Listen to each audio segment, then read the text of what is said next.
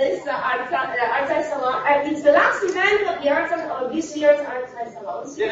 And it's also the last event of the Cabinet project.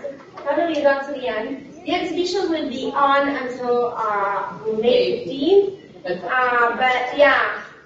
But in some cases, I don't know if they're going to tear it down. So we might actually have it for a little bit longer. Anyway. The next year when you're going to show the next year. If I'm going to install next year. By the way, if you know of any sponsors that might sponsor us for next year, or people who actually pay the curator to do things, you're very welcome to advise.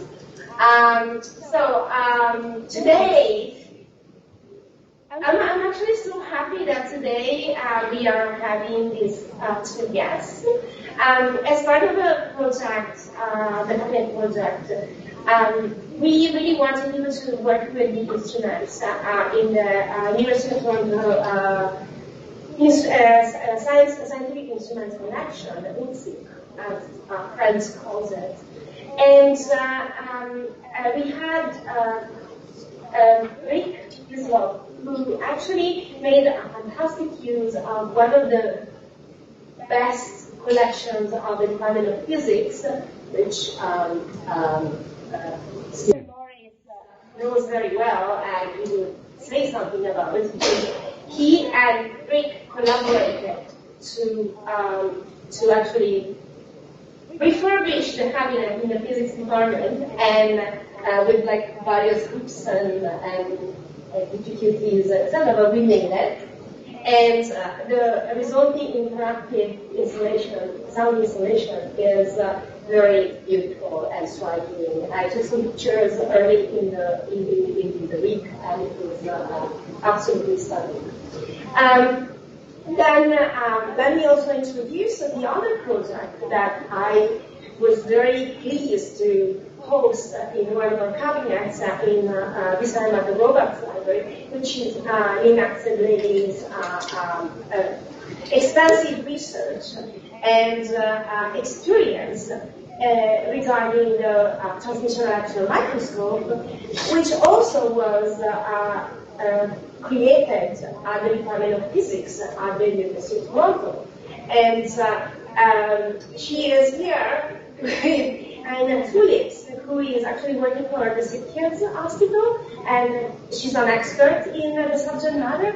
I don't what really intrigues me is how an instrument that was created at the Department of Physics then ended up being the main instrument that is used in biology. So I'm very interested in this passage, and we will probably discuss this later on.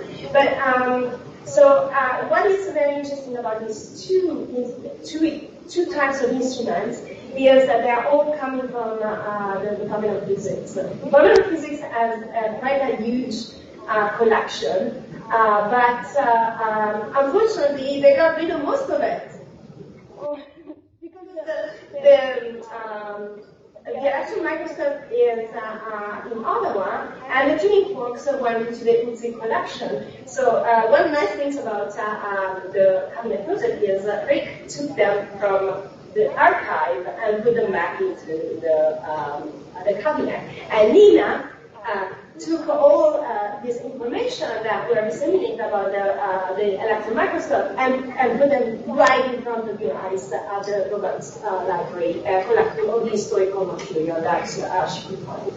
So, without further ado, I am introducing Rick Hyslop, who will present his work. And we'll have fun. He has a lot of instruments, and very good people who work to it. Right. Okay. So, I'm going to start off with a song, because it seems appropriate, because I'm working with sine waves and sound.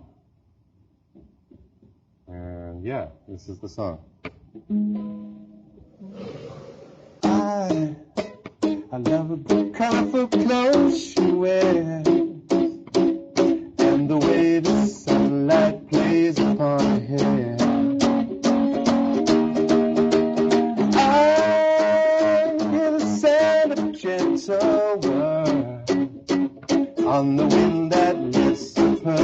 through the air.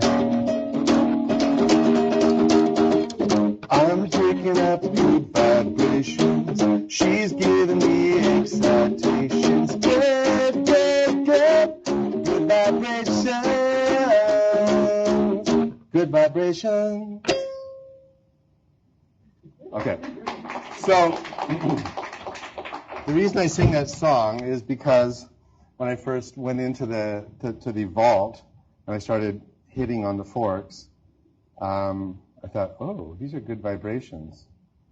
And then I thought of a cheesy title. Hey, I'm going to call this Good Vibrations, which I realized couldn't fly, but it was a good place to start. So what I did is I thought more about it and realized there was a better lyric within the song, which is this. I don't know where, but she sends me there. And I thought, that's better. That's kind of more whimsical, more in my sort of vibe of looking at things. So I called my piece, I don't know where, but she sends me there. And in fact, working with the forks kind of sent me there. Because there's this phenomena which I was after, which I was trying to explore. This beating could be like that, or it could be these multiple rhythms, depending on how many forks you have going, and depending what the frequency between the forks were, that kind of sent me there. So that was really cool. And so let me just look at my notes here and see if I can make a reasonable talk. And I'm going to apologize in advance because I am certainly not going to win the greatest public speaker award.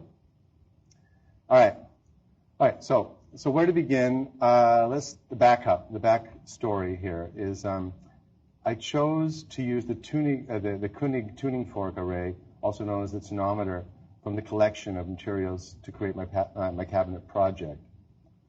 I finally got to see these forks in person in mid-January, and as I said, I hit them, and it was like, wow, good vibrations. That was great. And it sort of got me excited about what I might experience by using them. Oh yeah, this is ridiculous, but I'm going to say it. So, I don't know where, but she sends me there. That was, musically speaking, what would be called a bridge. But the bridge usually takes you back to a chorus or a verse of a song. And in this particular song, that takes you to a whole other place, which features church organ, harmonica, and cooing voices, which say, gotta keep those I love good, vibrations are happening with her. Gotta keep those I love good. Everybody, vibrations are happening with her. Gotta keep those I love good, vibrations are happening. Come on. Gotta keep those I love good, vibrations are happening with her. So, yeah. So this has nothing to do with my piece. But it sort of explains my brain to some degree. And my brain sort of via Brian Wilson's brain in a weird way.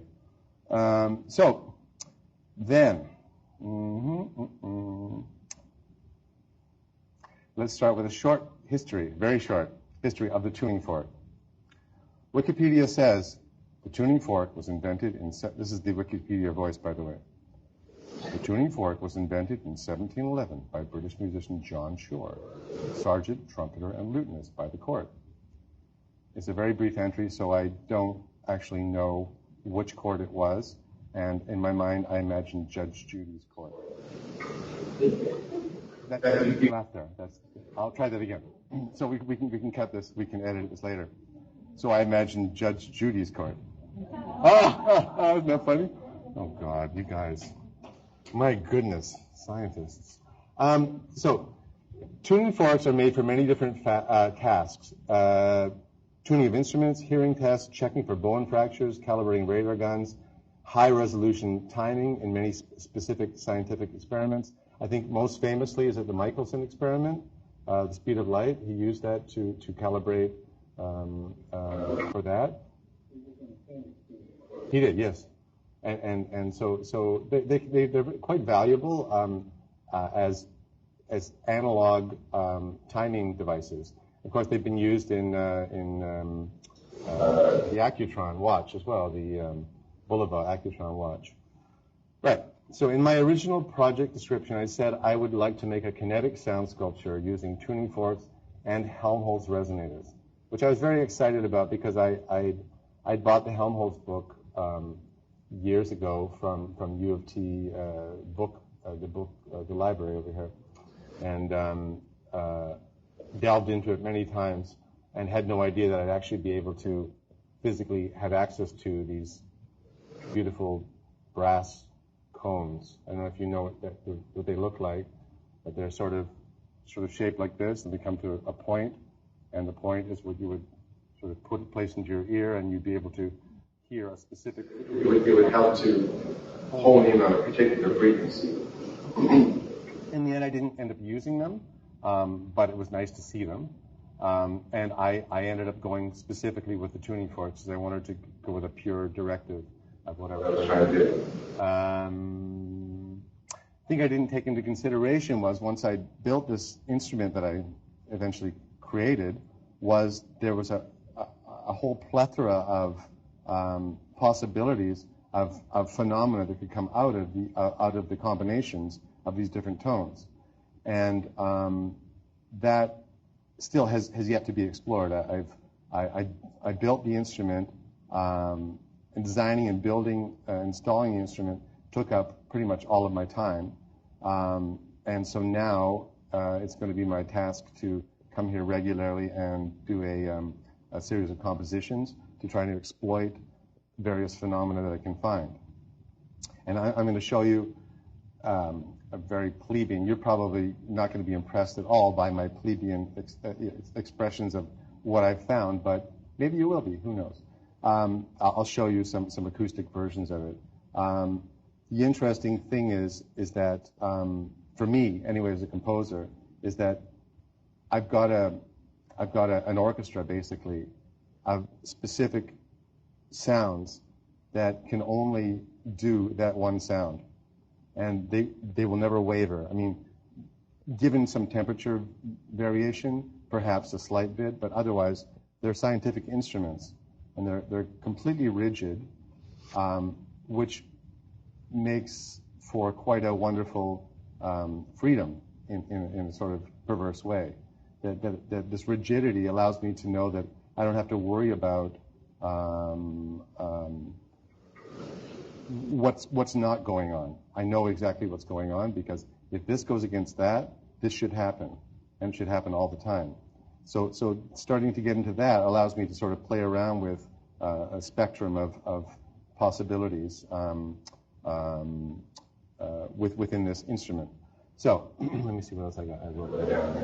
It's all nonsense, by the way, so don't pay any attention. You can talk to your friends. Let me see here. All right. So when I began to conceive of this work, I realized I was working with vibrations, which are essentially creating pure waves, which are sine waves. And I've often worked with sine waves before, but generally I've worked with them in a digital way, in a computer generated sine waves, not analog. And these tuning forks offered an analog version.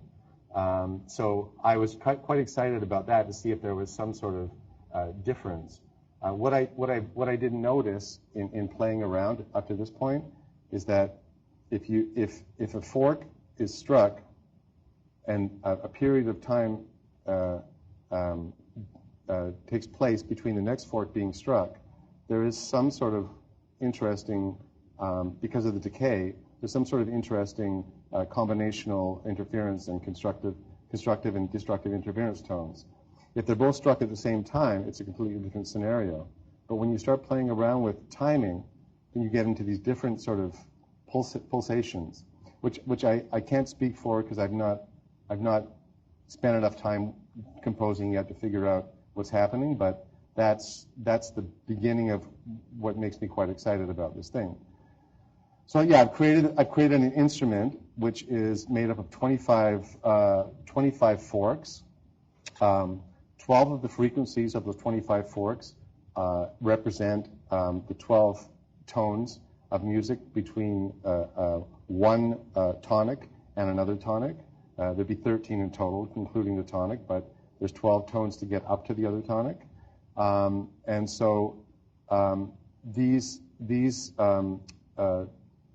tones are representing a palette, I suppose, of notes which I can use to compose.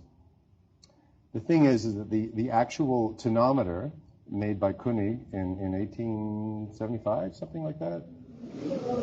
Our version was bought in 1898. Okay, so let's call it 1896 and a half that he made it. All right, is that good enough? Yeah, okay.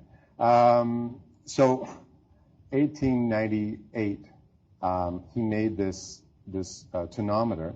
The tonometer spans the entirety of one octave.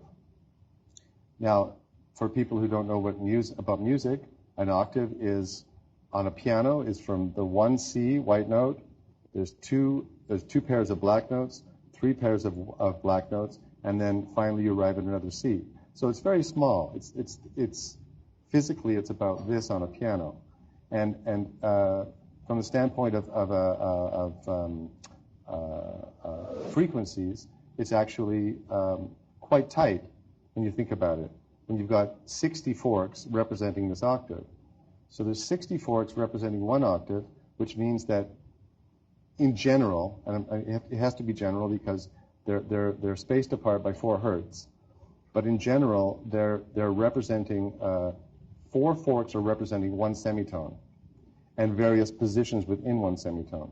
So if anyone's ever played the piano and you know that where the 2 white notes are, E to F or B to C, that space where there's no black note, that little space there where there's just a little notch between the 2 keys would contain now 3 to 4 other keys. So if you could imagine a piano like that, suddenly you've got a piano with 60 keys representing one octave. So I specifically chose tones which will come as close as possible to the Overtone series. And I assume that people know what the Overtone series is? No? Okay. Overtone series is if you hit a note, if you hit this fork, for example, it's not going to have an overtone, great overtone to it because it's designed not to. That's how these things are. They're made to produce pure sine waves, but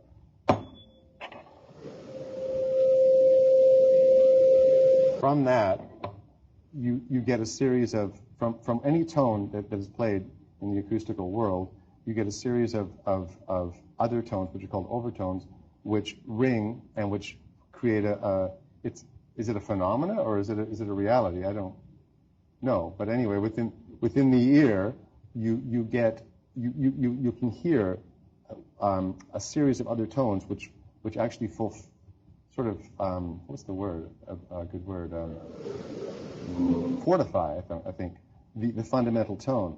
So when you've got, let's say you play the note C, well, the next note you get is a C above that, and the next note you get is the 5th above that, and eventually you get a 3rd above that, and as you get further up, you can get flat 7s, and essentially what you get as you go all the way up the overtone series is a complete version of a chromatic scale.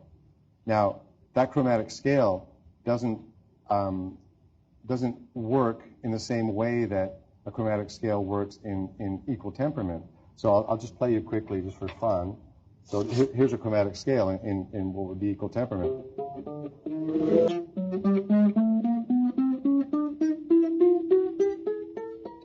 And so on, right? What happens with the overtone series is you've got different displacements of tunings, which I'm very, very interested in. I played a lot of Middle Eastern music, and also early music uses this. A third in equal temperament is ba, ba, ba, ba. But a third, and you may hear this or you may not, a third in like Arabic music, or a major third I'm talking about, in Arabic music or an equal temperament is more like ba, ba, it's flat. And as a result, it doesn't beat. It doesn't beat with its tonic. And there's something quite beautiful about that. So I chose the notes that were closest to an equal temperament scale across this octave. And then I filled it in with other notes that were just notes that would create the most bang for your buck phenomena, essentially. One of those was that in the set they created also a major scale, which is C, D, E, F, G, A, B, C, in equal temperament. So that allowed me to have what became the core of my installation, a note which was some sort of an F and some sort of an other F, but they were only I guess a real F, I suppose, and then an F that was slightly sharp of that, and slightly flat of that, and they were basically 1 hertz apart. And so 1 hertz, for anyone who doesn't know, and again, I feel like I'm talking to scientists, so I don't want to be talking down to anybody, but in case you didn't know, if you have 2 forks or 2 sounds which are 1 hertz apart, the pulsing, the beating is 1 beat per second. Wow, wow, wow, wow, like that. And if you had forks which are 2 hertz apart, it would be wah, wah, wah, wah. And 3 hertz apart, wah, wah, wah. Triplets, 4 hertz apart, wah, wah, wah, wah, wah. 16th notes, and so on within the musical reality. So that also made me very interested in trying to discover all of these things. I've probably gone off on a tangent, and I don't know where I am right now. And so I'm going to just going to tell you about something that I thought was funny. I wrote it in here. 5 minutes? Okay. So that's okay. So I don't have a lot of time. I do. Okay. So I've written a score for a movie. Here we go. So I composed a score for a film some years ago, and one of the characters is involved in John Searle's Chinese room experiment, and he gets a bit loopy as a result. He's looking rather frazzled when during the interview he says, I literally have no idea what I'm talking about. I have no idea what I'm trying to say to you right now. And in some ways, I feel that that's a place where I get to when I'm working, that I have no idea what I'm trying to do. I'm just suddenly in this place, and it may not have been my intention, but some mistake or another has pushed me over in another direction, and that mistake has been a glorious, wonderful mistake that's allowed me to find something else and then make something very, I think, would be more interesting than if I rigidly stuck to my idea. So I'm an improviser, and I work in such a way, and that's how this piece actually eventually evolved. I found forks that I liked. I had one group. So there's 5 groups of 5 forks, and one group is called the Cool Kids, and the Cool Kids are basically 4 hertz apart each, and they just make this intense ringing together if they're all playing together. And then when other people come in, then there's another combinational effect. But if the Cool Kids are all going at once, they beat everybody else out. And what's interesting is if the Cool Kids go first, they're all struck at the same time, 5 forks, all 4 hertz apart, and they start fading out, and another fork is struck. A completely different reality is heard. So this, I have nothing else to say about it because I haven't discovered it yet. But this is what I'm hoping to work on regarding compositions. So quickly, because I only have a little bit of time, I'm just going to play for you some stuff. So regarding beating, do people know about beating and frequencies? Of course you do. Okay. So basically, this is a site on the internet that allows you to put in frequencies and hear beats. So here is 500 hertz against 500 hertz. Pretty boring, nothing. 501 hertz against 500 hertz. Suddenly you start to get some beats. So we got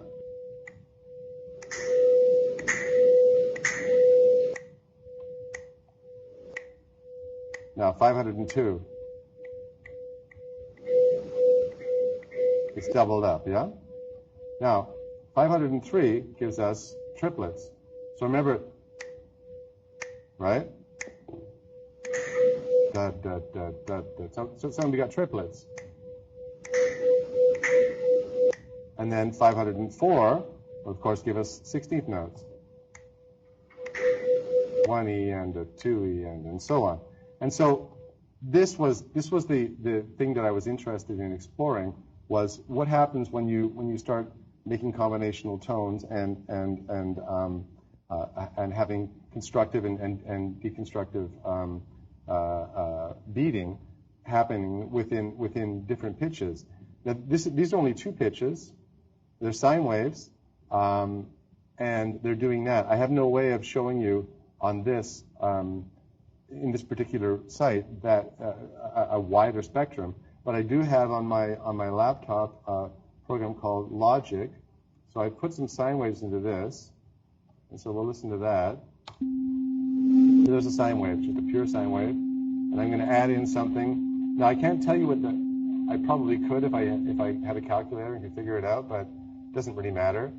This particular next frequency is 4 cents away from. Now a semitone is 100 cents, so this is 4 cents, 4% of a semitone difference.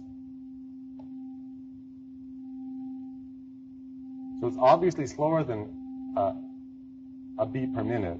A beat per second, which means that the difference between the 2 tones must be less than a hertz. But then we add this one in, which is 16 hertz. And you start to hear what happens with the combinational tones and the destructive and constructive interference. So there's this.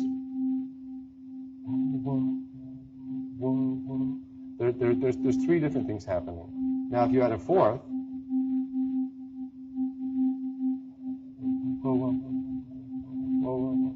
it's almost like a stairway of rhythmic possibilities. Now, what I haven't figured out yet, and these are sine waves which are going consistently. Striking a tuning fork, as I said earlier, striking a tuning fork has decay. And during decay, I think there's something that happens if a new thing is introduced. So when the new thing is introduced, what I'd be curious about in this thing, when I finally get to composing on it, this instrument, what happens if you delay the entry? So you've got one fork is struck, and let's say we're in like a 4-bar sequence, right? And it's going like that, and then what happens if it's like, and the other thing comes in, the other fork comes in, 16th note later, 8th note later, half note later, across this thing. What's going to happen I've discovered with the sine waves that there's nothing really interesting. It's the same reality. But I think with the decay of the fork, there might be something different. And I really welcome anyone who has any idea about that to speak up now and let me know what if I'm going to discover anything else, or if I'm just going to be hearing the same thing that I would hear regardless of where the fork strikes. Does anyone have any thoughts about that? No. Okay, that's cool. I think that Scott You should know. You tell us. Total business here. No, but like But, you guys are. no, what I was actually interested when you were saying that was like the tuning fork. How unique is the frequency? The frequency spread. Meaning, Like, you know, you say like I hit the tuning fork and it's an A. Yeah. I mean, how? I mean, it's not just an A. I mean, it must have some spread. It's pretty tight. They're designed to be like there's no as little overtone as possible. So it's pretty much a sine wave. So as soon that thing gets struck, you're getting a pure tone. I mean, there are some, and there are ways. If you hit a fork, yeah. If you hit a fork and you grab down here, immediately you can get rid of most of the overtones. Now, tuning a guitar, you wouldn't care about that anyway. But if for scientific purposes, let's say, I don't know, maybe you'd have something would strike a fork and you'd have this other mechanism that would go like this for a second, just to dampen any sort of overtones. That dampens overtones, and then you get a very, very, very pure tone. And so that tone is basically whatever. This one is 524.8 hertz. This one, and this one I tuned to this piece of ABS piping. So when it comes close, That's helpful thing. yeah, essentially, yeah. But he didn't have ABS. So what? Closed. Yeah. So if it was an open pipe, I would have to make it 4 times as long to get the. Oh, actually, there is some permutations about it, which I don't totally understand, but I think you could do it another 3 lengths, and you'd also find a node. But what I wanted to do was save money on ABS piping and not have super long things to deal with. So I went for the shortest available thing, which is a quarter of a wave, which is, so you've got your sine wave, which does this. So you come up here, and then that's what you get with this. So he's on, and the time is up. My time is up. Okay. And somebody's phone is waiting. That's fine. Can I just finish up with one last idea then? Yeah. Okay. 5 seconds. Okay. My last idea is that I'm finished. So how important is it? How hard do you get your meaning? I don't think it really matters. I don't think that I think that. Yeah, no, I don't think it matters. I think that basically what happens is you're exciting. I did have a video. Yeah, so they're doing forks.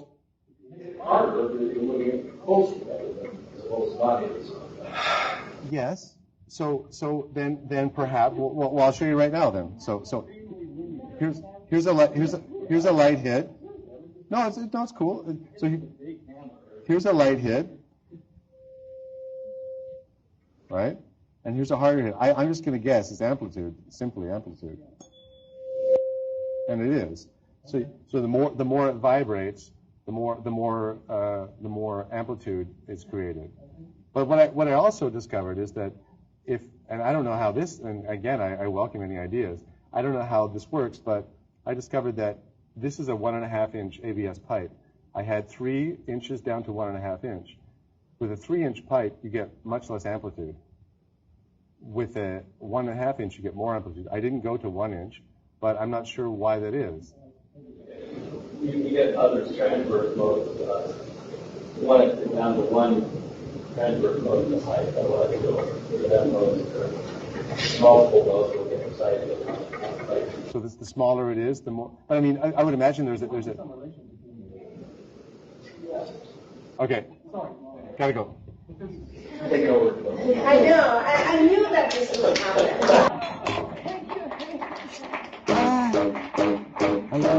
Cut up the clothes you wear. There's gonna jump on the table and it's not gonna go away. No, we come back later for the. One minute to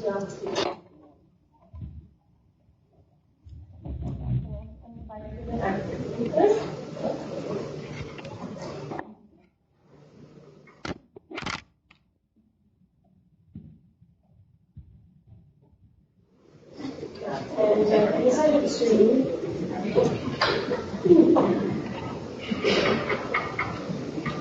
You're still wearing? yeah. Correct. Okay. It's okay. We'll go to the bathroom while we're in the microphone.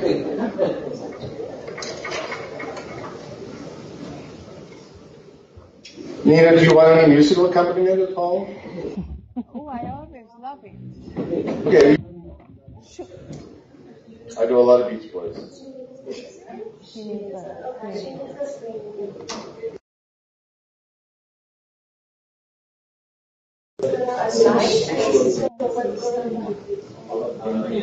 So you see this one? Yeah, I see. Okay, this is the note. Maybe we can have a little. Yeah, but we are going to turn the light off now. So we can see that. Is it okay? That's bad. No. Okay, so this is Sort of a perennial problem. We don't have any stage lights. this is a. Oh, I don't want to say. Hello everybody, and thank you for coming. After all this, after our opening, the rain, and then everything else. So, my name is Nina, she's Anna, and I will, in the beginning, just very quickly go through some slides, especially because originally I thought that we would be only talking to each other, but then I have been told yesterday that we should have a little more formal presentation. I have not put formal presentations. Okay, so this story is not a spectacular story on the surface, because it is actually the back-end story of how microscopy, electron microscopy, came to develop and is now still with progressing in Toronto. So this is, I will go quite quickly here. Some of these pictures are there in the cabinet already, but I thought this is just freshly very quickly. And this slide just talks about the fact that the microscope was originally for instrument development, and it is for physicists originally was envisioned. Later on became a tool for many other, not only sciences, but also industrial applications. And the story goes further back than here in Toronto, and Steve was kind enough when we had the opening to talk about the physicist view of how an electron microscope works, and I will explain that because I am also a little bit about that aspect. But this is how the basic principles were developed by Ernst Röska in Berlin and some other people before and after. What is an interesting thing, and especially in the US, scientists were quite skeptical about the possibility of an electron microscope. They are always visionaries. And Franklin Burton was one of these visionaries who was a physicist and was heading the particular research and development of the first electron microscope. Even Berlin, he saw it in 1933 and 1935, went back again, and then contacted a young person called Czegledy, and together they tried to design and build the microscope. It was actually how it was doing it. But in the beginning, and think about it, this was the late 30s, just after the Depression. It was just as difficult to get research money as today. And so he was turned down for this very small amount of money which he asked for, and consequently. Oh, yes. All right. And This is how he came to the idea that if he enlists graduate students of practice, which is very much alive today as well, in order to save budget. Sorry? We do pay the graduate students. Very little, very little. And so he has enlisted 2 students, And they worked out actually the design of this organic microscope. And this is an ancient picture about Overtone and other tables and another Iberian land. So this is the 2 heroes. they were graduate students who were actually not day and night mostly, and they're wearing ties.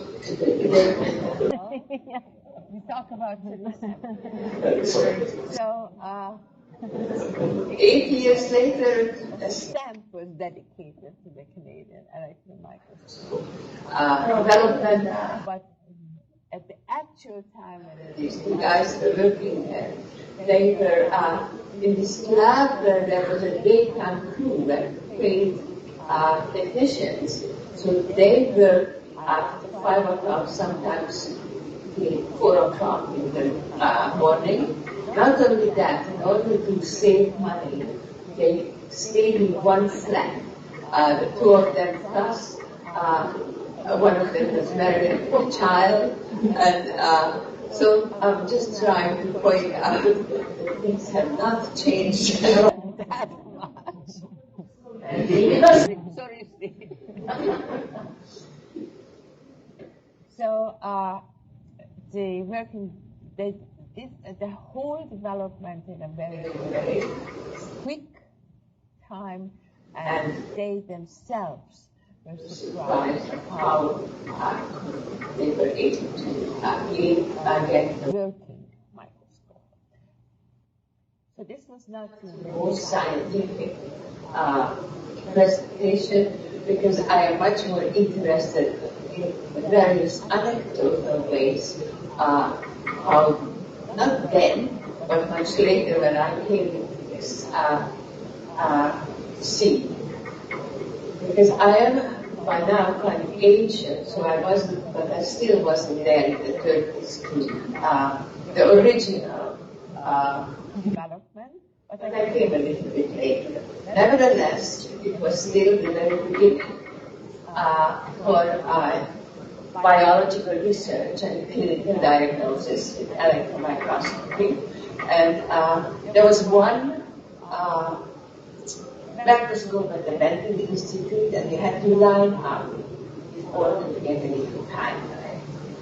And I was this all in the Research Institute and the Pathology Department of the Hospital for Sick Children, where both of us have a connection. And I had a very unusual boss, and a British pathologist who decided that they are going to have electron microscopy work done in this message in Helsinki. But it was Really impossible to get time. Microscope and blending. however Microscopy, electron microscopy was already practiced in various industrial firms. So he found out that in Ottawa there is an auto glass company, and I think it was called Morgan, and they have to actually examine when they produce the windshields, the glass windshields, with scanning electron microscopy for any fault. So he connected contacted them and we used to drive out with all our specimens and different tools to wash over to do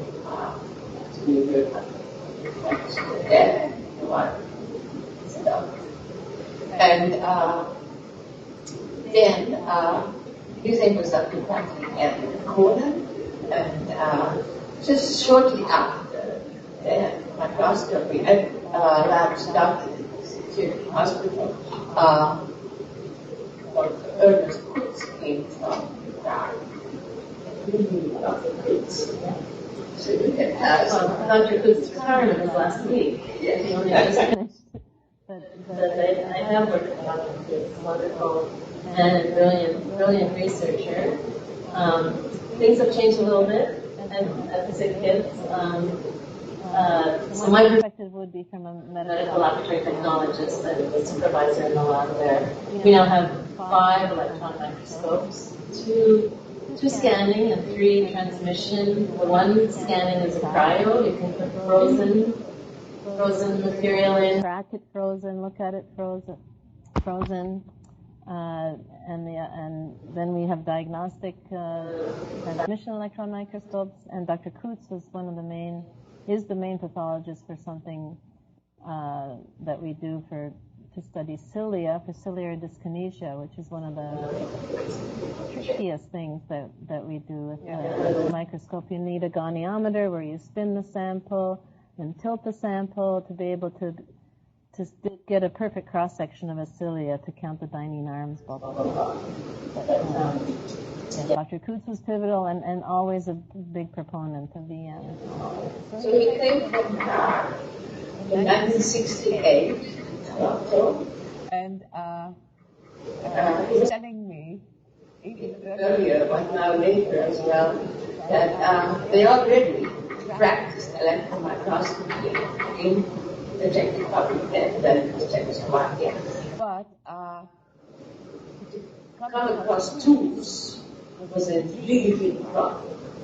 And in electron microscopy, you still use the glass knives, but of course now you buy the strips. glass. Yes. Yes. But they had no source of appropriate glass. So they would walk around town and look at shop windows which were broken. For one reason or the other. And they would pick up the shreds. And they would take it to the lab, and then we file them accordingly, and they used to use those. And this cilia research started even earlier. I was working with. So, as you said, maybe you talk a little bit how different it is now. I will just back to the knives just for 1 second. So now we actually use diamonds. We use diamond knives. You have to, when you prepare a biological sample, it has to be embedded in a resin. There's a lot of processing that happens. Embedded in resin, you have to cut it about 80 nanometers thick so that it can withstand the vacuum. Electron microscopes under a high vacuum has to withstand that vacuum and bombardment by those electrons. So it's in a resin, but it's very thin. So we use diamond knife, but when you use a glass knives, they're actually sharper. They're not filed, they're broken. So we have a special glass maker. If obsidian and glass breaks concavely, so 2 concave make a really pointy edge. The diamond is 90 degrees because it's been filed, but the glass is actually super sharp, sharper than diamond. Anyway, that's the knife story. Sorry, what was the other question? No, before that, I'll have to say that if you ever visit our little installation, because I have to say, it's hard. A lot of things to find out and know the lab, because everybody came along and all of the things you see there, the generosity donated by loan, I can say the I give it back, from cities. And that was really wonderful, because many of those tools are tools which were used decades. Yeah. So it has such a nice, blow up history, but I just want to ask you, how about now? Now, because we used to use photography and manual photography, and now we use digital photography. So, did the essence change a lot? Well, again, from the perspective of the worker bees doing the work, it has changed a lot. We did spend most of our time in the darkroom, which I miss. I mean, also to say though that I think I'm the luckiest person ever. I have like the best job as a photographer. Just imagine the microscope, it has a little camera back on it with film, and that thing is this big lens. Like it's fantastic. Like it's just so, every day is fun, right? So it's just it's wonderful. I do miss the film part of the photography, and also now everything's computerized and digitized. It's a little less fun. I'm a hands-on. I like working with my hands. So even changing the film and the camera, my first job in the anatomy department, you used to have to know how the microscope worked. Now you don't. It's pretty dummy-proof. But to change the film, you had to know. You had to turn valves. You had to shut the vacuum properly, take the film out, develop it in the darkroom. The one of the first week I was there, as I was changing the film, I knew I'm very careful. I knew I did it right. The worst thing you could do is do that sequence wrong, and the whole column would fill with oil because it's a vacuum. If you did it wrong, there's a diffusion pump down there. There would be oil all up the column. The guys had to come in, and it would take a whole week to clean. Well, as I was changing the camera, oil filled the column. So of course the boss, freaking out, I'm fired, I'm out the door. The guys come in to clean the column, and they discover it was just complete coincidence. The hose had broken just at that time. So he went running to the big boss. No, that girl, she didn't do it. It was the hose broke. So I was brought back in and apologized to, and he gave me a whiskey. Anyway. Well,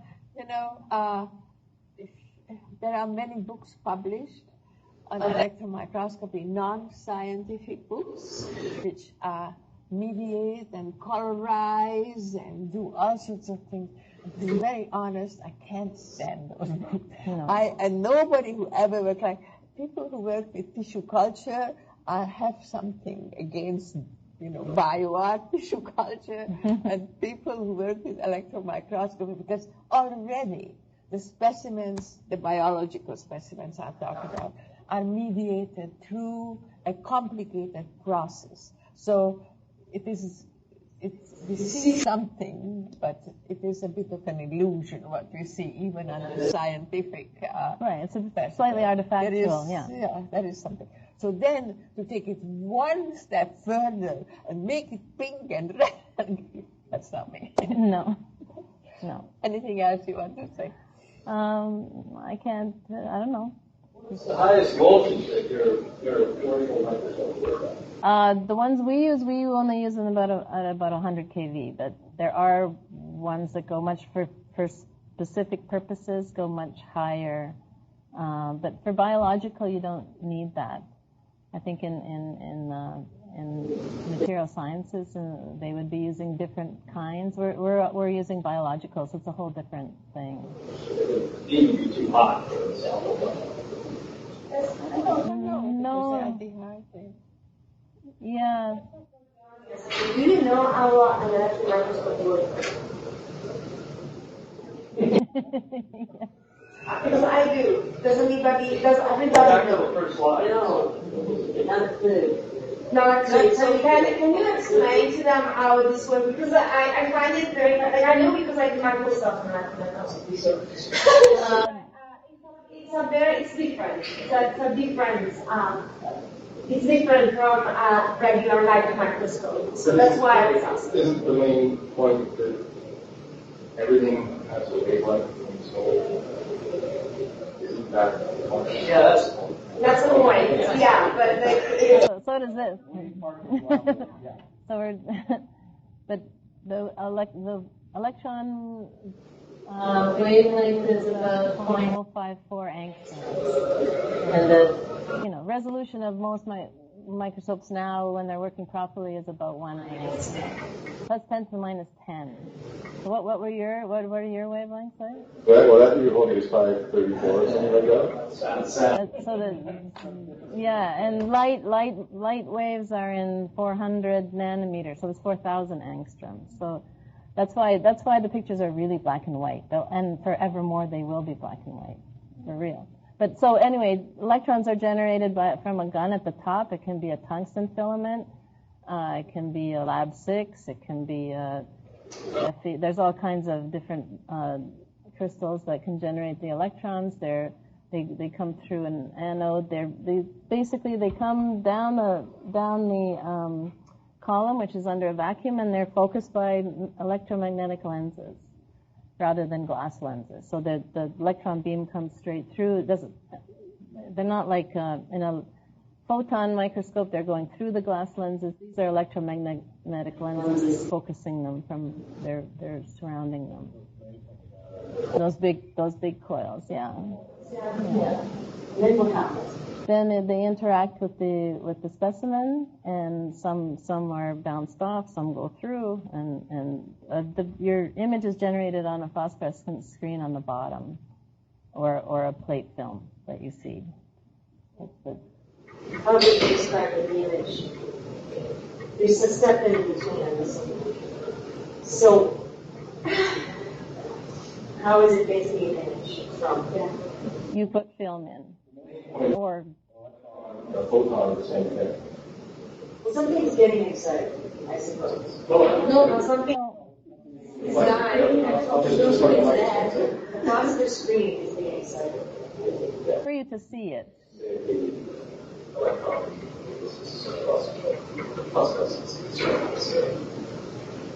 It's exactly what you indicate in the old-fashioned picture. The electrons are showing the photons. No, I don't know what you're looking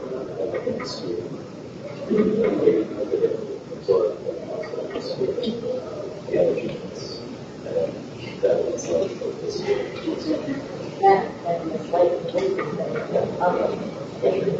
Right. I don't know if I heard, but the electron beam passes right through the specimen in this case. Just, yeah.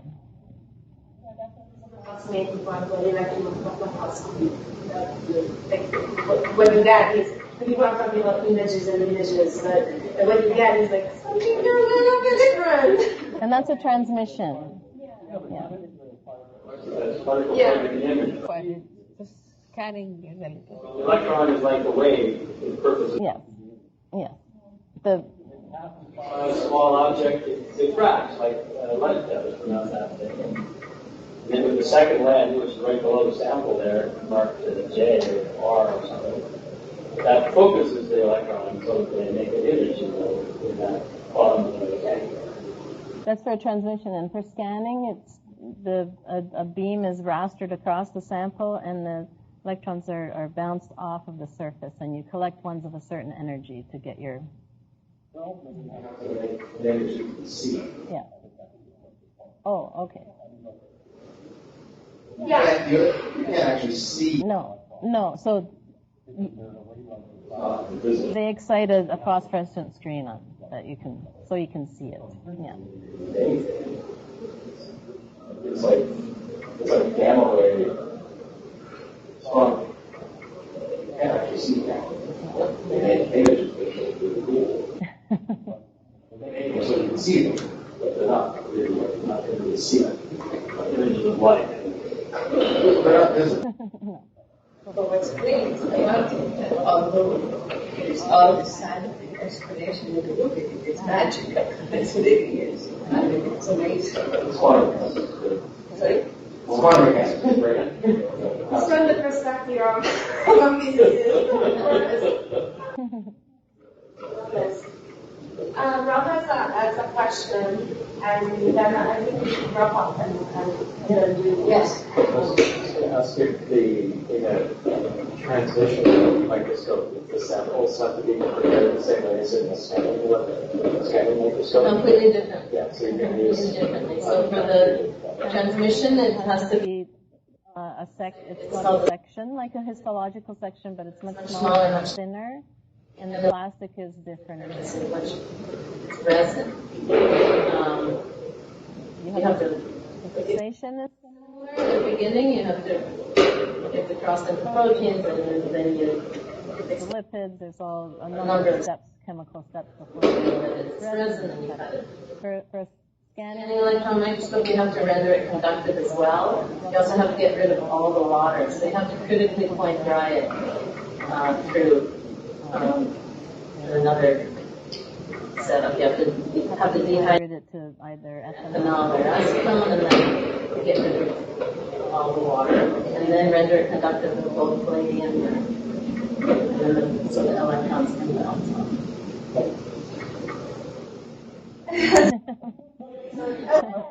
One last thing. I was a little confused by your discussion of diamonds. Yes. Diamonds, you make small diamond surfaces that are the most tiny surfaces you make. These you make. Yep. You were implying that the glass ones are better? They're better. They don't last very long, but they're sharper. They're sharper at the. Okay. Yeah.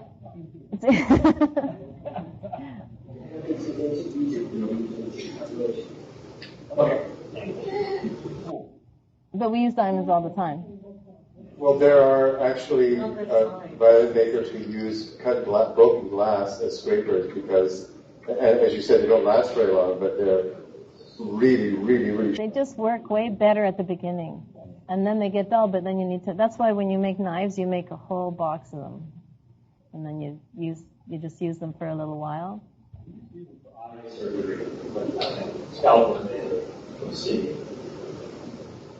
Yeah, maybe for that reason.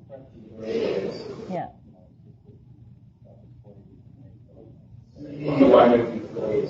Yeah, but you have to work on, you have to make the diamond that sharp. So you just break something.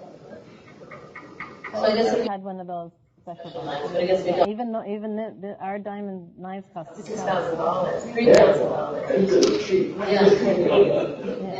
Hey. Well, thanks for this, and yeah.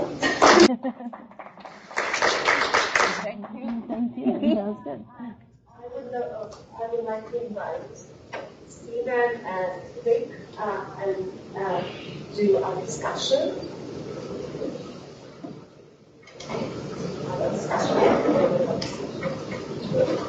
Yes. I was responsible for moving the electron microscope to Ottawa. Sad sort of story. In 1938, the physics department was not in its wonderful building that it's in now. It was in the original building, which is now Sir Samuel Fleming building, which is engineering over there. It was actually built for physics originally. And all the famous research was all done in that building. And then, of course, they moved exactly 50 years ago this year to the new building, which is a horror story in the 1970s, asbestos-filled, bad air conditioning piece of crap. And in the process, they threw out everything. So, in fact, at that time, the Koenig instruments were saved from the track by a friend of mine, an old professor who recognized that they were historic and they shouldn't be thrown out of it. He had not been put there to save them. It would have been chucked out. And similarly with the microscope, it was rescued from the trash. You know. Burton, the tower of the new building is actually called the Burton Tower after E. Burton. And I don't know when he died shortly after the war, and I don't believe that anyone after that worked on microscopy as a physics project. So that microscope kind of became orphaned in the early days. And it kicked around the new building for a while, and finally someone decided they wanted to get rid of it again, so they gave it to the Ontario Science Centre when it first opened. So if you're old, like me, and you remember going to the Ontario Science Centre, you might remember that there was a little corner display of the microscope, and it had a telephone receiver in it, and you could pick it up, you could press a button, and you could hear Priebus talking about his recollections of building the microscope. Wow. And, it told the story, and it just sort of got a kind of display of the microscope there. So it was in the Ontario Science Centre from the day that the Science Centre opened for some decades. So I think the Science Centre opened in like 68 or something like that. And around 1987, 88, somewhere in there, the Science Centre decided to throw it out. And they said, well, we'll give it back to the physics department. So they shoved it back on us.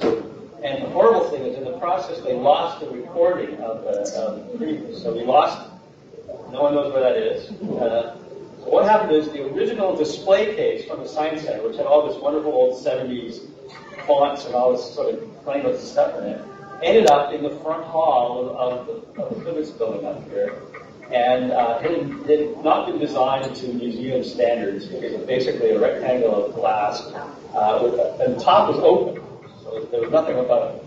And over the years, garbage started to pile up in there, and dust started to pile up in there, and there was no protocol for cleaning it or anything. And it sat there in our lobby until about 6 or 7 years ago, when Dave Pantalone, who some of you know, came to visit us. And Who would have loved to be he is the curator of science and medicine instruments for the Canada Museum of Science and Technology in Ottawa. And he basically convinced me that this was a nationally historic instrument and that we were treated like shit, basically. And it was undeniable. The thing was just sitting there being, the dust was just puffing up on it, and we had no way to clean it or anything. So I asked the university, are you okay with us giving this microscope, or do you want to be paid for it? And the university had no idea what to do. So we just decided that it was ours and that we could dispose of it how we wanted to. So we gave it to the Canada Museum of Science and Technology about 5 or 6 years ago. And they came with a truck and they carefully packed it away and they dusted all the parts and they took everything to Ottawa. And I went to Ottawa when it was all, they gave it a new beautiful display case. If you ever at the museum, you can see the beautiful display. And they made all sorts of panels that describe it and all this stuff. And I went up there for the official unveiling, and they covered the whole thing with a World War II parachute. So I stood there and I yanked away. Clapped and got my picture in the Ottawa newspaper, and I gave a talk about the history of the microscope and stuff. And then about a year later, within a year, mold was discovered in the building of the Canada Museum of Science and Technology, and the whole thing was shut. It's still shut. They're opening this week. And That's why David Pantalone can't be here. That's right. He was supposed to come, but he was too busy. And one reason why they were not able to reopen was they didn't get funded by the previous conservative government, never wanted the Science and Technology Museum to open, so they basically just sat there being stiff for years and years. And finally, they've been refunded and they opened. It's the same building but refurbished. And so now you can go up there and see that microscope. But, it's escaped death several times. Yeah. We had to take the mercury out of there are parts in the microscope that need mercury. I think it was a mercury diffusion pump, if you can believe it, which is a real old school thing. But anyway, I'm happy about it. I'm sad that we don't have it here to look at, but I feel good that it's in a good place because it was just going to get thrown out. If I wasn't, when I retired, somebody's going to say, "What are we keeping this whole thing for?" That's typical, right? Like, yeah, that's right. It's going to throw it out, don't they? Yeah. But this is actually my point, and this is one of the reasons why I put this project together, is I wanted to not to be. So the projects that I've seen, like these two projects, are doing a wonderful job in highlighting some instruments that are lost. Because the tuning forks are like in a basement, and like nobody is using them. They're just sitting there taking dust. And the electron microscope is not even in Toronto anymore. And nobody, like actually, if you ask around, nobody knows That, He knows where it is. like you know because you're in the Department of Physics and you're interested in the history of instruments. Most of my colleagues probably don't know. Yeah, exactly. So, It's I'm ancient history. thinking like these projects these are valued, and also your experience in working with different electron microscopes. Within the institution, we've seen that people were asking, like, were curious about how the electron microscope works and what kind of material people use. So I'm wondering if how can we actually keep these memories alive and not running into like the risk of like using recording or using important documents. And I find that, for example,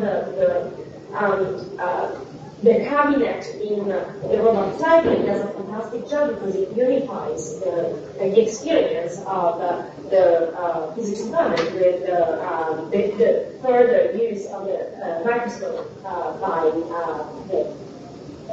the other disciplines such as biology, right? And in your case, you're basically reanimating these tuning forks that were taking dust. So I'm wondering if you have any comments about this.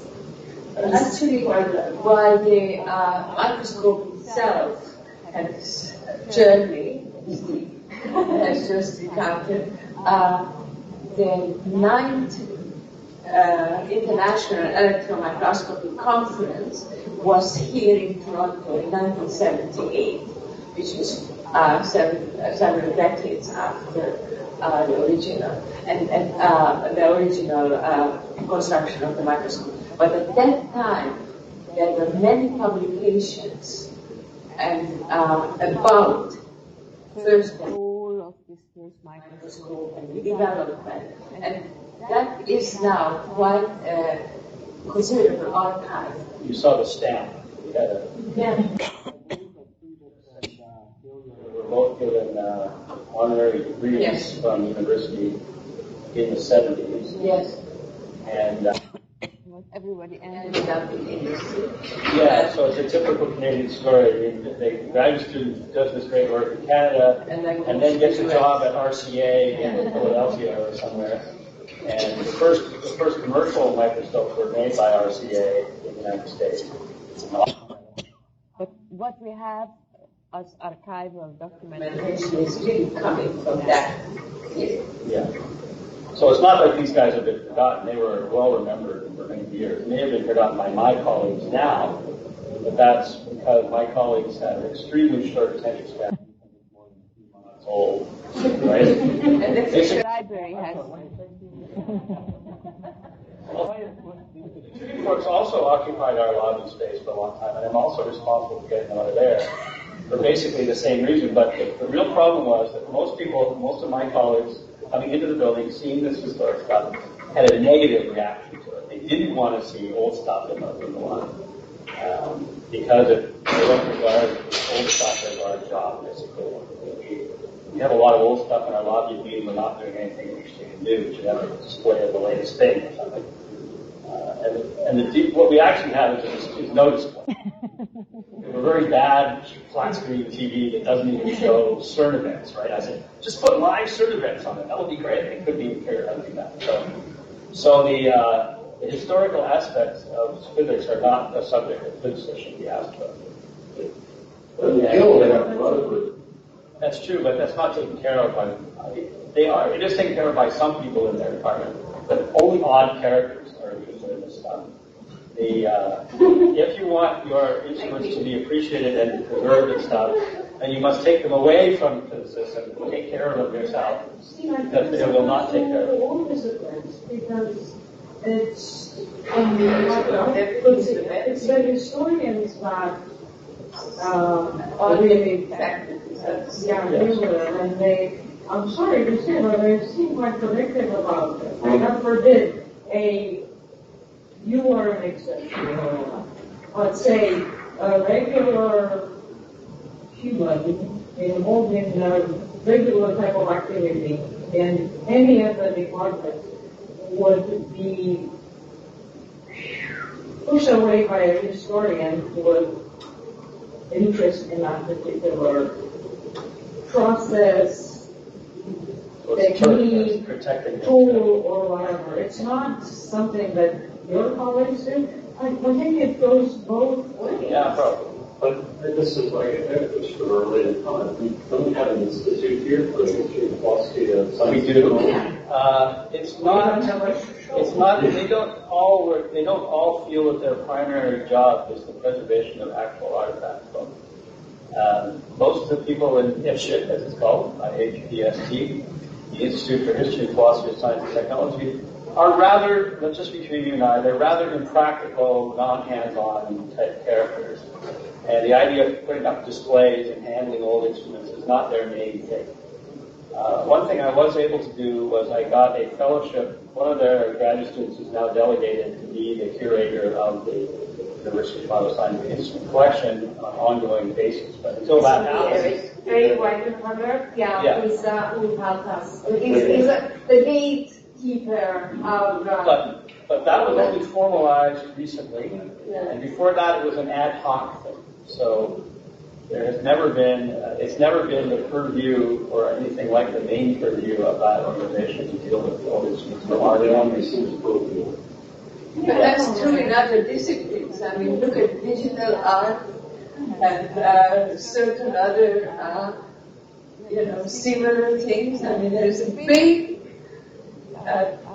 discussion, discourse, and input from museums how to deal with the question, who is going to deal with it? Take care of it, yeah. I have a question for Anna, actually, if I may.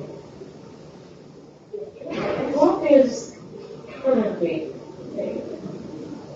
except for the hospital, is using electron microscopes and what are the context? I'll tell you what, because when Nina was saying, we have to work to Ottawa, I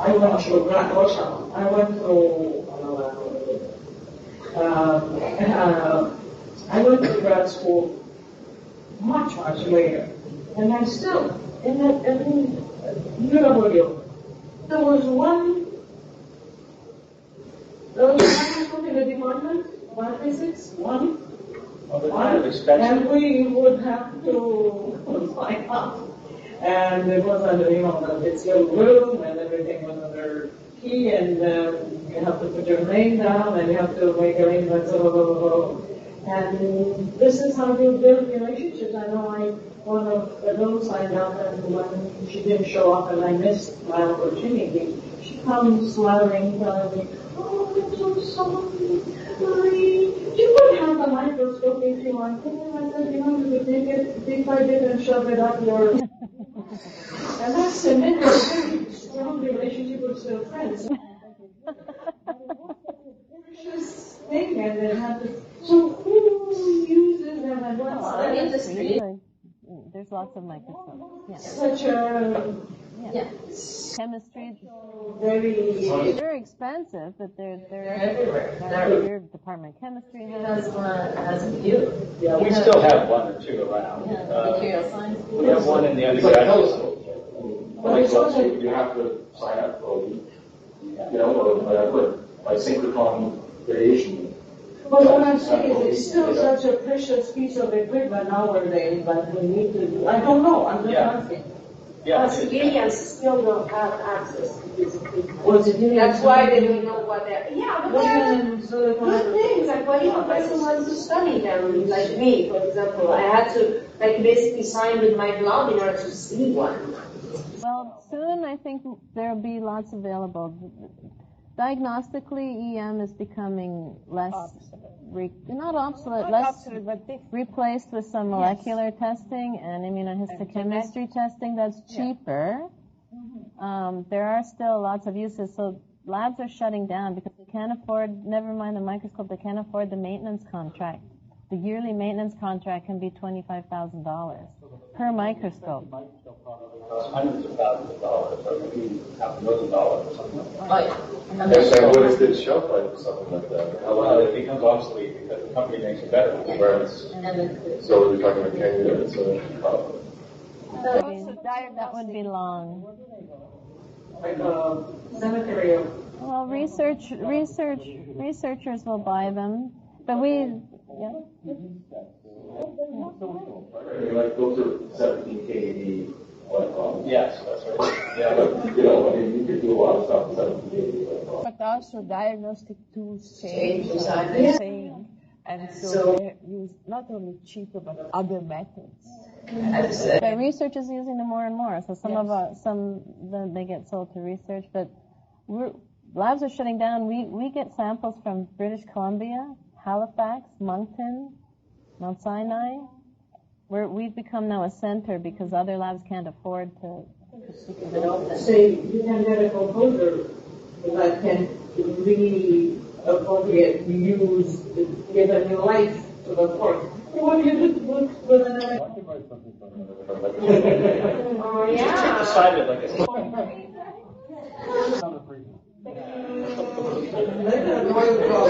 Let me think about it. I'll get back to you. It's kind of a off-topic question, but if you don't mind.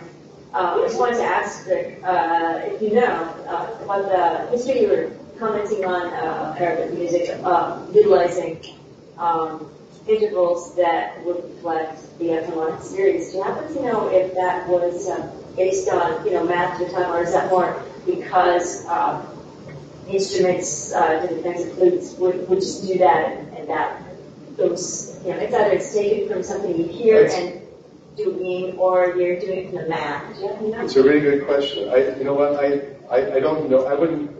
Again, it's one of those things. It's sort of like a historical question. You could ask it, you could answer it definitively, but I don't. Excuse me for saying this, but I don't believe definitively in any sort of history. I think that people try to redefine history and say, "Oh, this is what happened, and this is how they did it," and they try and render it, and you throw, "This is how it went," or one says, "No, it went like this." Nobody could know. It's like, what did Aramaic sound like when it was a language? So my answer is this: is that I think that what probably happened is it was an instinctual thing. I think we probably know, we probably understand vibrations in a way that we don't even actually know. And it felt right to do it because it was not beating in a way that felt awkward. I mean, a major third in equal temperament is kind of painful. Well, I mean, equal temperament, of course, is something that has a very specific trajectory in history, but also we know that, such as Swedish music, that people like, if you listen to certain flutes, that's just what a flute does, right? And yes, that's other. It's what a flute does, but it's what a flute does because where the holes are placed in the flute. Yeah, that's somebody decided to those holes. But one of the things that comes to my mind, which is why I thought of the masking, because we don't. If someone knew a lot about the written record, maybe that could shed some light on it.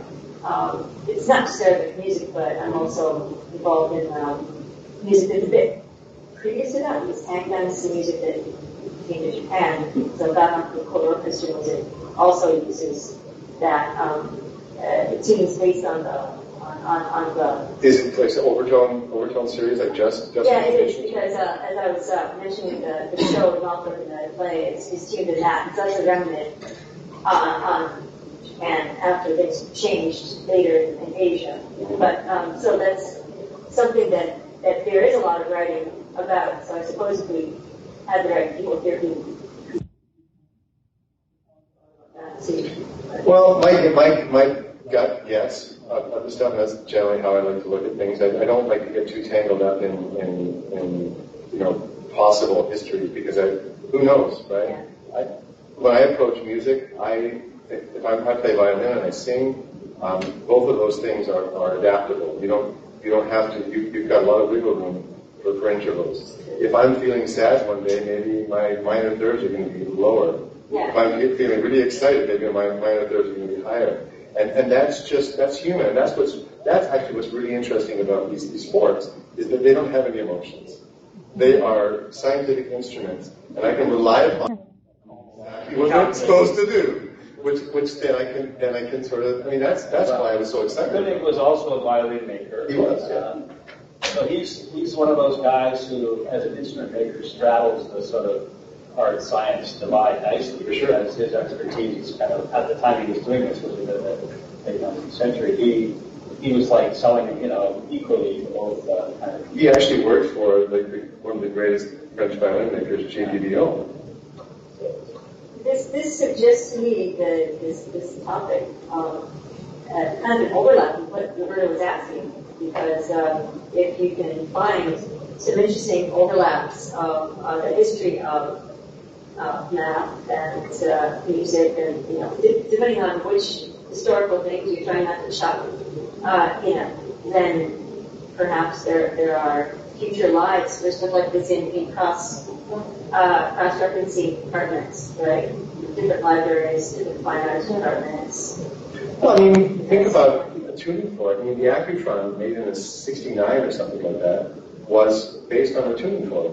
And still to this day, they check radar guns with tuning forks, physical tuning forks. That's how they check radar guns for getting your speeding tickets. With the tuning forks, smacking it on the thing and placing it up against, which is kind of crazy when you think about it. Like, what? I guess they mechanical thing. So it's a mechanical thing, but it could be manipulated. I mean, you can shave a little bit off of it, and you take a little bit off of the fork, and actually you can change quite a bit of pitch. I bought some at the library, the bookstore, and I took a little bit of it with a piece of sandpaper on one side, a little bit on the other side, and significantly lost pitch just by a little bit of sanding. So I mean, you imagine, if things are ill-handled or not used properly, and there was a case actually in 2014 where in DC where everyone was saying, no, that was not my speed. It was incorrectly calibrated, and the tuning forks are the blame, which is hilarious. It's kind of wonderful. So this is why we have the tuning forks in the physics department, because they were frequency standards. Koenig's tuning forks were the standard tuning forks. Isn't it a bit like saying, I know the wavelength and the green, the yellow, your emotion response is totally human, but knowing that doesn't really affect the fact that you're affected by those colors. In some senses, how you're affected by sound pitch or sound. It has to be, yeah. It's kind of similar. Right? Yeah. Like there is a perfect, you just find it, right? You find this is A, this is B, this is C. But those things were only defined around the time that Koenig was making his forks. Before, this is all pre-electronic, right? So the tubes and electronic oscillators were not available to standardize pitch. So you used they weren't able to standardize, but they were able to, for 1,000 years, 2,000 years, they had perfect pitch in their ears. Right? Yes, but the idea of perfect pitch, it doesn't really exist. The concept that needs a standard, right? Yeah, perfect pitch requires a standard. And that sounds good, that sounds bad. No, perfect pitch being what is, okay, so here's my guitar, I'm going to tune it to A440. Great. And then someone's, that's not A440, this is A. And then suddenly you're like, oh, wow, how do you know that? Well, because we tuned to A, That sounds bad. But it's not. It's funny. Pitch is very, the idea of what an A note is very drastic. My tuning fork is A432. Which is, right? It's based on A432, but it's an E because your fork is. My tuning fork, because my show, my mouth organ, which is Japanese, based on the Nanaku orchestra stuff, is all 8 cents lower because that's what they decided they wanted that. Probably I have an idea though. In the 1890s. Okay. So before that, they didn't have a number before that. I have an idea about that. So scientific instruments generally, they seem to focus on C's for some reason. So you've got 256, a 512, a 1024, and a 128. So they're all. So when you double it up, you get the octave, right? But what I find interesting, if you go backwards, so you got 512, 256, 128, 64, 32, 16, 8, 4, 2. That's very convenient, isn't it? That everything's an octave of 2. So I think that's exactly where they came from, because it was so easy to make a mathematician.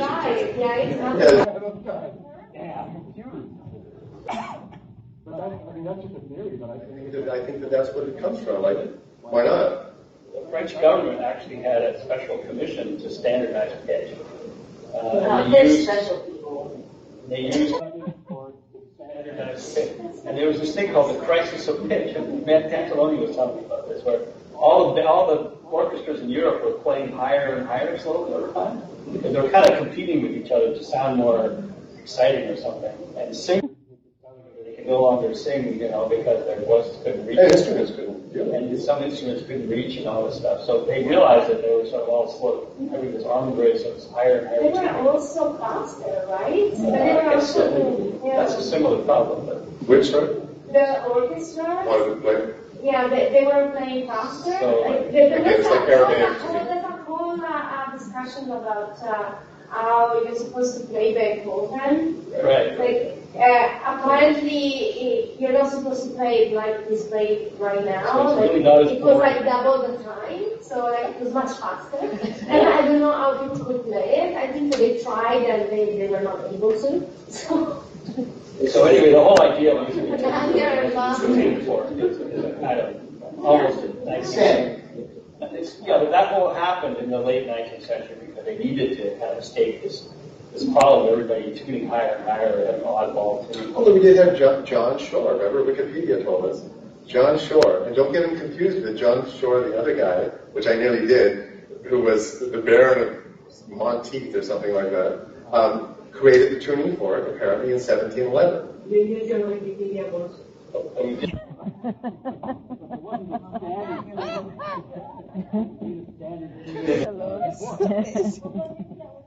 Yeah, to come up with one. Handy, maybe, for instrument makers or others. Yeah. Right. which is and apparently like Haydn was really into it, and Haydn was one of his friends, and also an English composer, sorry for the P, help me out. Purcell. Maybe this is handy for those instruments that are a bit more difficult to create, that have strings under tension, like harpsichords and Yeah. I mean, maybe Wikipedia will tell us if we have. They may. Although I looked so hard to try and find out more about John Shore, and there was nothing to be found out. All they ever did was invent. He just invented a tuning fork. He played the trumpet for some chord, and yeah, it's weird. But I used to tune pipe organs, and that was sort of interesting because you would have organs like clocks. In each town, you'd have a clock that would be running at a particular time. It may not be totally correct, but it was good enough for that town. But the next town over, were they getting noon at noon? Not the same noon for sure. And then the pitch is the same thing with the organs. Like this organ had a certain pitch, that organ had a certain pitch. It was probably just based upon, okay, so our source A is sag somehow. All right, we'll just tune everything off of that A.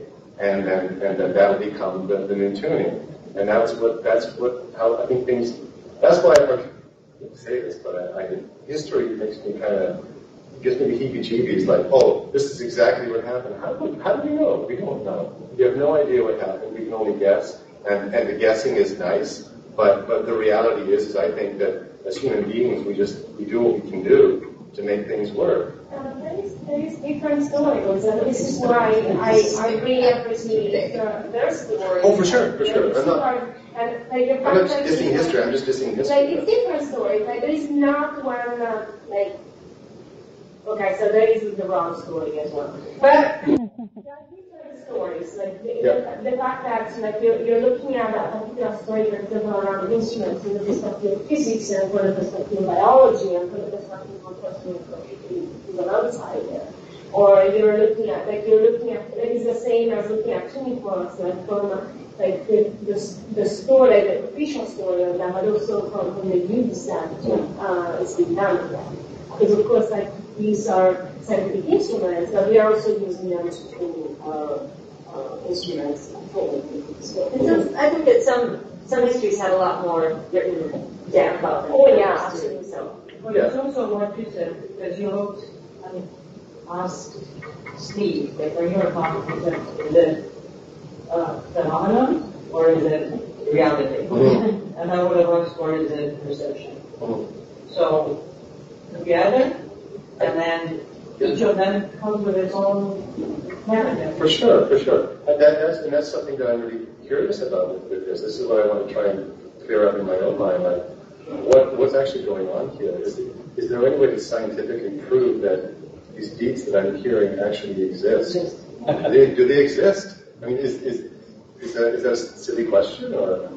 No, sound because they may be for you and a couple of other people, but not for the rest of us. But I know that on the oscilloscope you can see how constructed and deconstructed waves work. So here's your sine wave, and you have two. You might get this sort of little bump like this, and then this other sort of thing that happens and kind of flattens out, and it's kind of weird looking. And so clearly, I guess in some ways it does exist, but it's just such a weird phenomenon. And then if you listen to it like in a binaural sort of sense, you have one tone on one side and one tone on the other side. Should both of your ears work? If you hit one, you still hear the beats. No, a lot of variables into that. This is where you need to standardize, right? So this is where you need an instrument or whatever. And then you come back to where you started. Spectrum analyzer. You got a spectrum analyzer? Yeah. Well, they clearly exist. The question is whether it's pleasant. So whether it's discordant or whether it's actually pleasant to the body. Well, but I think that's subjective. I would talk about discordance in the same way as I would about cheeses, right? Like you've got a cheddar cheese, which may be a major third, and you've got a Limburger, which is probably a minor second. It's something really kind of like sharp and like, whoa, that's too much vibration. That's what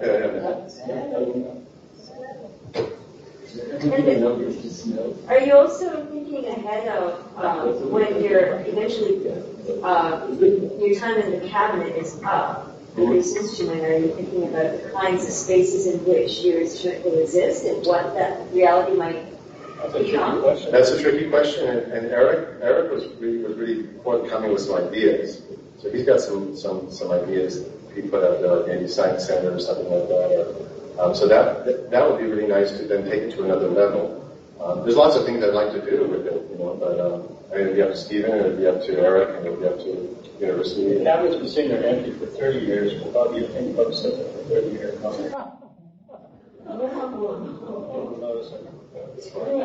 Eric told me that I can use the boundary cabinet as much as I want. So we won't probably leave the same installation there all the time. But maybe if somebody wants it and wants it on a regular, like on a permanent basis, maybe it can be a possibility.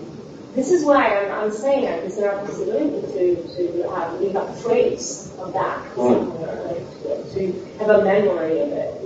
This is something that I haven't thought about it. Sure enough, there's a lot of unused spaces around the university, so we can actually plant a lot of objects. Can I just say one quick thing? Here's a question. Can I say one quick thing before that? Is that when I was putting this installation in, do you know how many kids came up and talked to me about it? Were totally into it and thought, "Oh, this is really cool," which is really nice because that means that if there's something there, it's going to create enthusiasm. Yeah. It's going to take the unit. When I stepped in, I didn't notice if it was on. It's not on right now. I had to. So basically, as soon as I finished, I didn't get to finish my cabinet, which holds the mixer, and I couldn't leave my mixer there because it probably would have vanished. So I had to start something else. So I probably tomorrow I'm coming in. I'm going to put the mixer in and close it up, secure everything, and then you'll be able to listen with some phones and or with Bluetooth phones. Yeah, because to me what was so appealing about it was the fact that it's definitely this public space where, I'm sorry to say, you wouldn't necessarily notice that installation without the sound. And you're drawn to the sound, and you make the connection right away to the fact that these things all were scientific instruments to produce sound. It seems a shame that they wouldn't be playing in that space. I'm sure they're practical. Let me tell you the most practical reason I can think of is, imagine yourself, you work in the cafe there, and you're there from 7 o'clock in the morning until 8:30 in the evening, and you have to listen to the same bloody thing over and over again. Also, there's most of the time there's nobody there, so. True, yeah. Except for the cafe guy. Emotion activation. Motion activation would work, for sure. And that's what I plan on implementing. I will do that, but the thing is that, I don't know, my wife's also a curator, and she's worked in many galleries, and she's had to sit and listen to exhibitions going over and over again, and just about go over her mind. So I do not want to do that to anybody. And I don't want to stress the courts that much either. It's not. Yeah, exactly. It's not north at 99% of the time nobody's there. So. No, there'll be like the motion detector thing is one thing, but the actual having speakers, I think, would be pushing it a bit. And I think that it's nice to be able to. Wouldn't it be cool if you could have your phones on, you know that your Bluetooth's on, you know that, oh, it's that one, you go blink, and then you can sit over there and maybe study your physics on. You're giving a lot of credit to the distracted reticence. Okay, sorry. Well, I was thinking because I remember, does anybody remember, who was a thing in Dublin? Where people walking by the gallery, they would pick up what was, like if you had your phone or whatever, you would pick up the screen, right? So, and she would pick up the, so it was both ways, but it was So it was interactive. It was interactive. So I'm thinking, instead of having it play all the time, to us it's entertaining, but maybe for the guy selling the coffee at the cafe may not be. But skip that stage where you actually have to let somebody that's just curious enough to say, oh, I wonder what's with these words. Oh, let me try to pick up on a whatever it is that you're having. That's what I was hoping the Bluetooth would encourage. Yeah, sure. Yeah, the Bluetooth, yeah. But I don't. I mean, I did talk to a lot of people I talked to. I said, do you guys have Bluetooth technology? And I would say 99% of the people said, oh yeah. And I said, well, how do you use it? And they said, well, if I walk into a space, I look at what's on my phone and I click that. So I said, so if I put Bluetooth connection, blah blah blah across this, then you can get going. Yeah. Delete, did you say? Don't use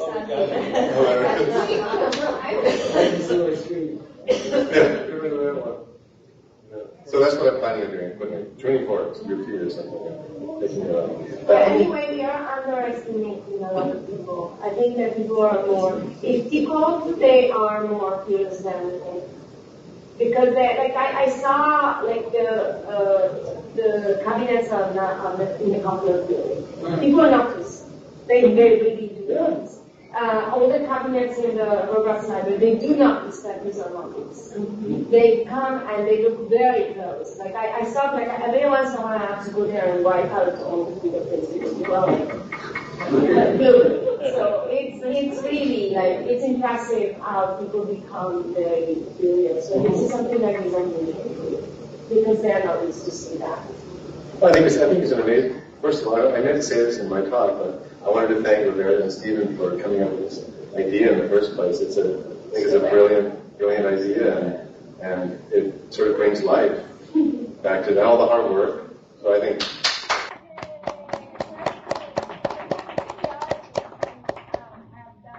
Great work. I mean, like I have to say this. So, like all these artists have worked. Well, they're gonna get the artist fees, but the artist fees are nothing compared to the amount of labor that they put. Nobody ever noted it.